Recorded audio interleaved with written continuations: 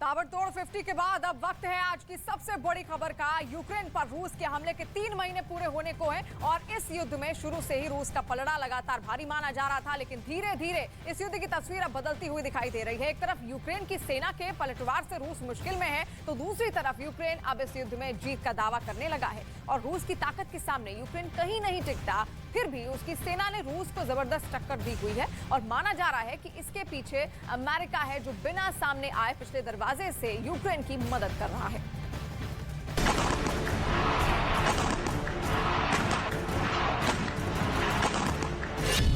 Ukraine युद्ध में क्यों पिछड़ रहा है रूस? कई शहरों से क्यों पीछे हटी रूस की सेना? यूक्रेन की सेना कैसे बनी इतनी ताकतवर?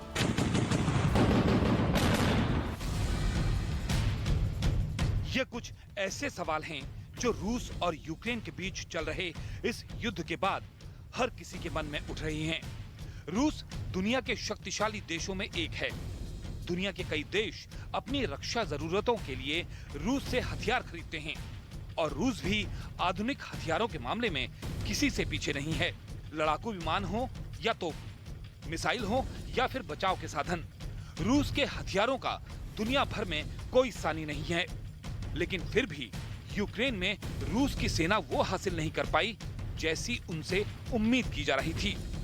आखिर ऐसा क्या हुआ कि यूक्रेन में भारी तबाही मचाने के बावजूद रूस की सेना को जबरदस्त नुकसान उठाना पड़ा? अमेरिका से यूक्रेन को कितनी मदद?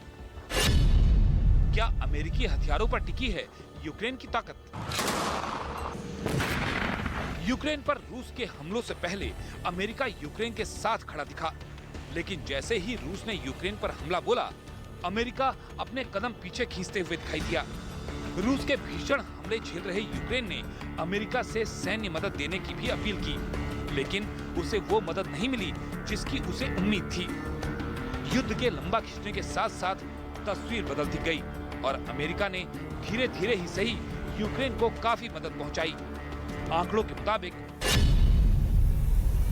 अमेरिका ने यूक्रेन को करीब 774 करोड़ रुपए की सैन्य मदद दी। साथ ही 18 हॉवित्जर और कई सैन्य वाहन भी यूक्रेन को दिए। इसके अलावा हाल ही में अमेरिका ने यूक्रेन को मदद के लिए $40 बिलियन भारतीय रुपयों में करीब 3 लाख करोड़ रुपए से ज्यादा की मदद देने का ऐलान किया। यही वजह है कि शुरुआती दिनों में अमेरिका से नाराज चल रहे यूक्रेन के राष्ट्रपति जेलेंस्की ने अमेरिका से अब मिल रही मदद के लिए उसे धन्यवाद भी दिया। Незламні народи найсміливішої країни.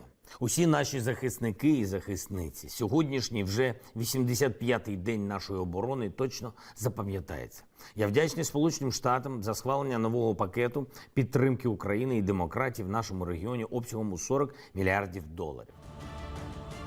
सैन्य मदद के साथ साथ अमेरिका ने युद्ध की वजह से परेशान यूक्रेन को दूसरी जरूरतों की मदद देने का भी भरोसा दिया। We are in constant communication with the Ukrainians about what they need on an almost daily basis. So we already have some thoughts about future systems and material that'll go. I don't want to get ahead of the decisions yet because, I mean, there's a process here that has to play out in terms of what we propose to the Ukrainians. America के साथ दुनिया भर के दूसरे देशों ने भी Ukraine को काफी मदद दी। ऑस्ट्रेलिया ने यूक्रेन को 14 बख्तरबंद गाड़ियां भेजी, साथ ही 20 बुशमास्टर सैन्य वाहन भी दिए। इसके साथ साथ ऑस्ट्रेलिया की तरफ से यूक्रेन को मेडिकल मदद भी दी गई। इसी मदद का नतीजा है कि यूक्रेन लगातार रूस को बड़ा नुकसान पहुंचाने का दावा कर रहा है। यूक्रेन ने लुहांस्क में रूसी सेना पर हमले का एक वीडियो भी जारी किया, जिसमें तोप से जोरदार गोले बरसते नजर आए। जेलेंस्की की सेना ने दावा किया कि उसने इस बमबारी में कई रूसी सैन्य वाहनों को तबाह कर दिया।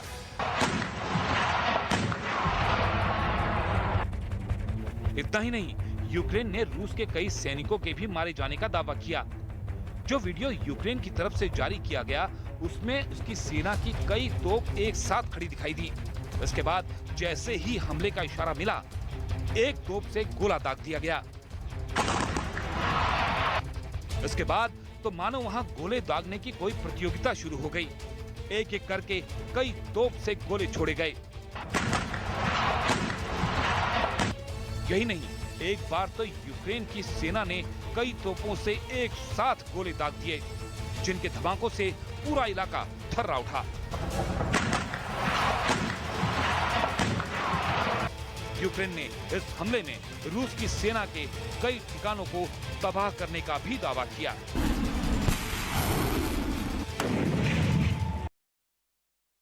रूस के हमलों से यूक्रेन में मची भारी तबाही के बीच दुनिया के कई देश अब मदद के लिए आगे जरूर आए हैं। खुद यूक्रेन के राष्ट्रपति ज़ेलेंस्की ने दुनिया भर के देशों से मदद की अपील की, जिसके बाद ऑस्ट्रेलिया ने यूक्रेन को 387 करोड़ रुपए की मिसाइल और हथियार देने का ऐलान कर दिया है, जबकि फिनलैंड की सरकार ने 1500 रॉकेट लॉन्चर और 2500 राइफल और लाखों राउंड गोलियां दी हैं। और इसके अलावा फिनलैंड ने यूक्रेन के 70,000 लोगों के लिए खाने पीने का सामान देने का भी ऐलान कर दिया है, जबकि जर्मनी ने यूक्रेन को 500 स्ट्रिंगर मिसाइल और दूसरे हथियार पहुंचाए। और इन देशों के अलावा स्वीडन की तरफ से ये भी यूक्रेन को टैंक रोधी हथियार, सेना के जवानों के लिए हेलमेट और दूसरे सुरक्षा उपकरण दिए गए हैं। यानी कि लगातार मदद पहुंचाने की कोशिश की जा रही है, लेकिन यूक्रेन को सबसे ज्यादा मदद देने वाले देशों में अमेरिका सबसे आगे रहा। अमेरिका की तरफ से यूक्रेन को 1400 से ज्यादा स्ट्रिंगर मिसाइल और 5000 जावलिन मिसाइल भेजी गई हैं। इसके साथ ही अमेरिका ने 7000 से ज्यादा एंटी आर्मर और 5 करोड़ से ज्यादा गोलियां भी दी गई। और युद्ध के मैदान पर रूसी सैनिकों का सामना कर रहे यूक्रेन के जवानों की सुरक्षा के लिए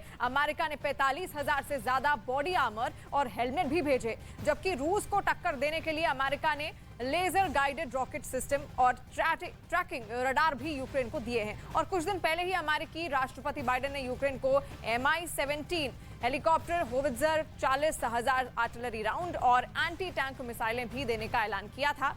और इन सब के साथ बायोलॉजिकल वेपन और परमाणु बम के हमलों से बचने के लिए भी अमेरिकी सेना ने यूक्रेन के सैनिकों को ट्रेनिंग देना अब शुरू कर दिया है। और अब वक्त है आज की सबसे बड़ी खबर का। यूक्रेन युद्ध उस डेंजरस मोड़ तक आ पहुंचा है जहां पर या तो युद्ध खत्म होगा या फिर विश्व युद्ध की शुरुआत होगी, क्योंकि ना तो आगे की जंग के लिए रूस के पास बहुत पैसा बचा है और ना ही नेटो के पास सब्र। और साथ ही इस लड़ाई में किसी के जीतने की संभावना भी बेहद कम है। देखिए हमारी एक खास रिपोर्ट।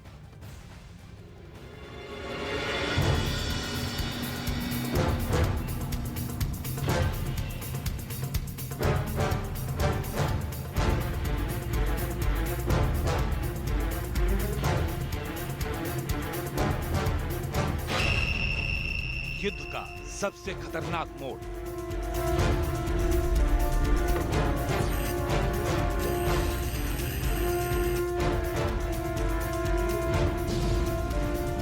यूक्रेन युद्ध में अब सबसे घातक हथियारों की खेप आ चुकी है। लेजर हथियार समेत रूस ने उन हथियारों को मैदान में उतार दिया है जिसे दुनिया ने अब तक देखा नहीं था, जो न केवल समंदर के रास्ते से बल्कि जमीन से भी घातक हमले कर रहा है। वहीं यूक्रेन के पास भी नेटो देशों से घातक हथियारों की खेप आ चुकी है, जो रूस के ड्रोन समेत मिसाइलों को भी हवा में मार रही है। ऐसे में पुतिन की खींच बढ़ती जा रही है। रक्षा विशेषज्ञों का मानना है कि 3 महीने के करीब पहुंचा यूक्रेन का युद्ध इतना खतरनाक मोड़ ले चुका है कि अब उसे किसी भी हाल में खत्म करना होगा और रूस और यूक्रेन को ऐसे समझौते पर राजी होना होगा जिसमें जीत किसी की नहीं होगी, न यूक्रेन की और न रूस की। लेकिन फिर भी दोनों अपने यहाँ जंग जीतने का दावा ठोक सकेंगे।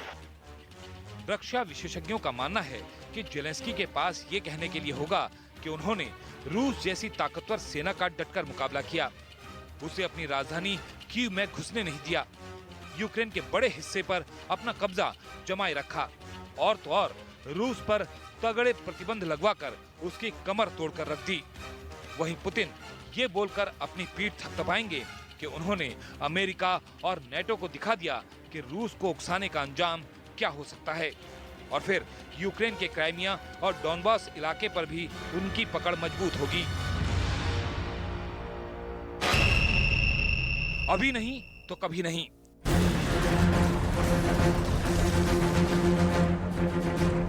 यूक्रेन युद्ध की आंच अब उसके पड़ोसी देशों तक आ पहुंची है।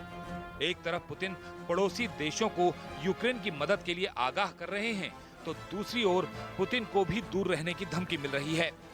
इन धमकियों से रक्षा विशेषज्ञों को ये भी डर है कि जंग अगर अभी नहीं रुकी तो फिर उसे रोक पाना ही बस से बाहर हो जाएगा। क्योंकि अभी जो लड़ाई सिर्फ रूस और यूक्रेन जैसे दो देशों के बीच सिमटी है, वो ऐसे युद्ध की शक्ल ले लेगी जिसमें पूरी दुनिया उलझ जाएगी और ऐसी तबाही मचेगी कि सभी रिकॉर्ड टूट जाएंगे। क्योंकि रूस यूक्रेन में उन हिस्सों पर भी हमला कर रहा है जो पोलैंड और नेटो देशों के करीब हैं, और नेटो इस जंग की शुरुआत में ही कह चुका है कि वो अपनी जमीन पर जरा सी भी आंच बर्दाश्त नहीं करेगा। ऐसे में एक चूक भी यूक्रेन की लड़ाई में नेटो की सीधी एंट्री करा सकती है, क्योंकि अगर गलती से ही रूस के रॉकेट या मिसाइल नेटो के इलाके में गिर गए तो उसका मतलब होगा तीसरा विश्व युद्ध।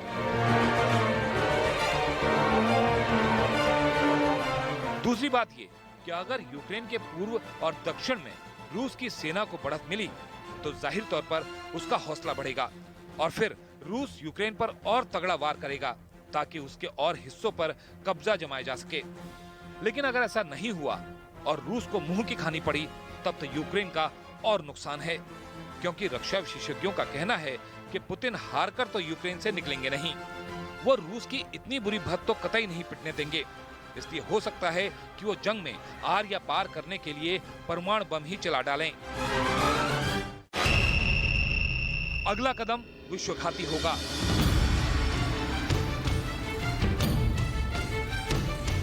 यूक्रेन युद्ध के बीच जीत के दावे भी शुरू हो चुके हैं।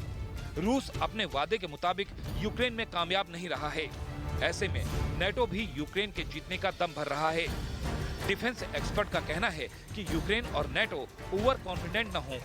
समझदारी इसी में है कि वो युद्ध में मिली अब तक की बढ़त को जीत का सेहरा बनाकर अपने सिर पर बांधें और रूस से युद्ध विराम के लिए समझौता करें। क्योंकि भले ही अब तक की जंग में यूक्रेन का पलड़ा भारी दिख रहा हो, लेकिन सबसे ज्यादा नुकसान भी उसी का हुआ है। लड़ाई में उसके हजारों लोग मारे जा चुके हैं, जिनमें उसके सैनिक भी हैं और आम नागरिक भी। अपनी जान बचाने के लिए करीब 60 लाख लोग तो यूक्रेन छोड़कर ही भाग चुके हैं और बम और गोले मिसाइल बरसाकर रूस ने यूक्रेन का लगभग 6000 करोड़ डॉलर यानी भारतीय रुपयों में 465,000 करोड़ रुपए का जो इंफ्रास्ट्रक्चर मलबा बनाया है वो अलग। जंग में बढ़त की कीमत यूक्रेन ने ये सब गवा कर चुकाई है।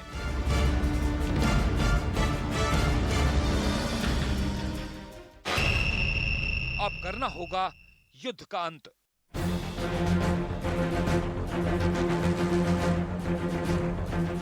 अब यूक्रेन और रूस के पास युद्ध खत्म करने के अलावा ज्यादा विकल्प नहीं बचे हैं।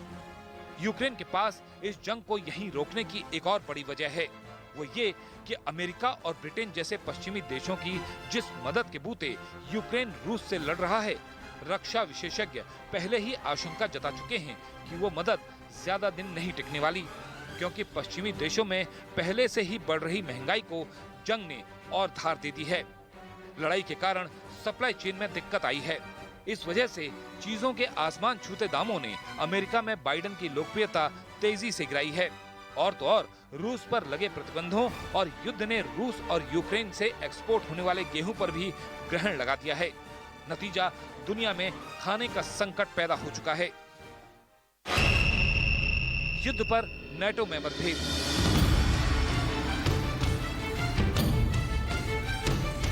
और तो और यूक्रेन युद्ध को लेकर अब नेटो के सदस्यों में ही मतभेद पैदा होते दिख रहे हैं।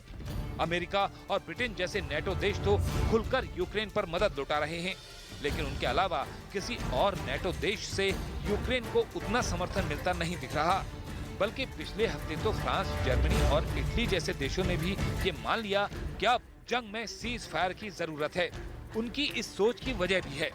यूरोप गैस के लिए रूस के भरोसे है और जर्मनी और इटली तो रूस के इतने मोहताज हैं कि वो चाहकर भी उससे गैस खरीदना बंद नहीं कर पा रहे, और इसी वजह से वो रूस की गैस खरीदकर गाहे बगाहे जंग में उसकी मदद ही कर रहे हैं। ऐसे में वो जंग से छुटकारा पाना चाहते हैं।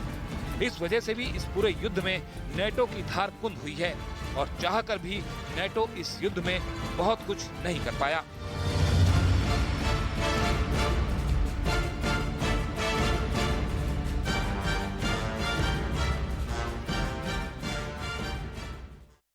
और भारत की बड़ी financial subscription service money control pro special offer के साथ अपनी तीसरी वर्ष